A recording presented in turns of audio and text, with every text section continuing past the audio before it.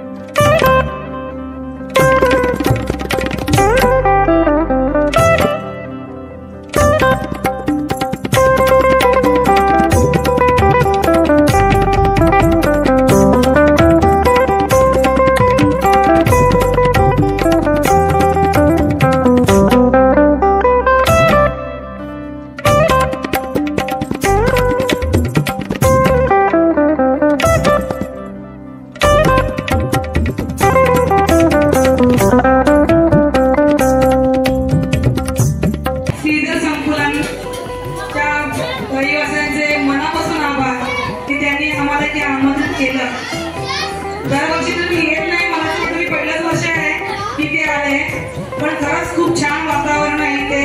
म्हणजे हा एकच दिवस असेल की सर्व बिल्डिंग एकत्र असेल, असं कोणी सहसा लवकर दिसत नाही की एकमेकांच्या बरोबरीने जाणार असेल. पण महिलांचा हा खरंच खूप सुंदर कार्यक्रम असतो. हळदी कुंकू त्याच्यामध्ये महिला एकमेकांना भेटत असतात. 25 आणि 26 खूप पूजा असतात आणि आपण आम्ही बऱ्याचशा पूजा करून आलो, परंतु असा उत्साह आपण यांनी बघितला नाही. म्हणजे इतका उत्साह आहे, म्हणजे आज आपण दररोज बघतोय एक टीव्हीवर आपल्याला दिसतो उत्साह प्रयागराजचा कुंभमेळा आहे आणि आता छोटेखानी कुंभमेळावा तुम्ही आयोजित केलाय, त्याबद्दल खरंच आपण व्यक्त करतो की खूप चांगला उत्साह आहे. आणि इतकी प्रसन्न सगळे नटून आहे, जेवण वगैरे आहे, भजन आहे, खरंच खूप छान वाटलं. अशा प्रकारे सर्वांनी एकत्र राहा. सगळे कार्यक्रम असतील, सोसायटीचे विविध विषय असतील, असे एकत्र राहिल्याने मला नाही वाटत कोणती समस्या, कोणती अडचण या सोसायटीला किंवा इथे सदस्यांना जाणवेल. अशा प्रकारे अगदी दृष्ट लागण्यासारखा कार्यक्रम इथे आयोजित केलेला आहे. त्याबद्दल मी सर्व सोसायटीतील सर्व सदस्यांचा आभार व्यक्त करतो. आणि दरवेळेस बोलतो की सोसायटी माझी घरची सोसायटी आहे आणि आहे, आणि म्हणून इथे येताना किंवा सहपरिवार यावंसं वाटतं, म्हणून सहपत्नी आलोय. लाडक्या बहिणी पाहिजे असते, पण सोसायटीचा लाडका भाऊ पण घेऊन आलोय आणि सगळे सहकारी आहे. आम्ही सर्वांच्या वतीनं तुमचं पुन्हा एकदा आभार व्यक्त करतो. आणि अशा या तुमच्या सगळ्या एकोप्याला आणि एकत्र राहतात त्याला दृष्ट लागू नये अशी सत्यनारायण चरणी प्रार्थना करतो. आणि तुम्हाला उद्याच्या प्रजासत्ताक दिनाच्या खूप खूप शुभेच्छा देतो. धन्यवाद. आपल्यानंतर तुम्ही सगळेजण भेटले होते, आम्हाला खूप बरं वाटतं, असं छान वाटतं. मनापासून धन्यवाद. खूप प्रेम देता, तुमच्या या प्रेमामुळे आम्ही वारंवार येतो. खरोखर मनापासून धन्यवाद. जसं आमच्यावरती प्रेम राहून दे, आता जिव्हाळा राहून दे. हीच आपल्या सतरच्या पूजेच्या दरम्यान प्रार्थना केली की बाबा सगळेजण एकत्र आम्हाला विसरू नका, आमच्यावर प्रेम असंच करत होता. मला चला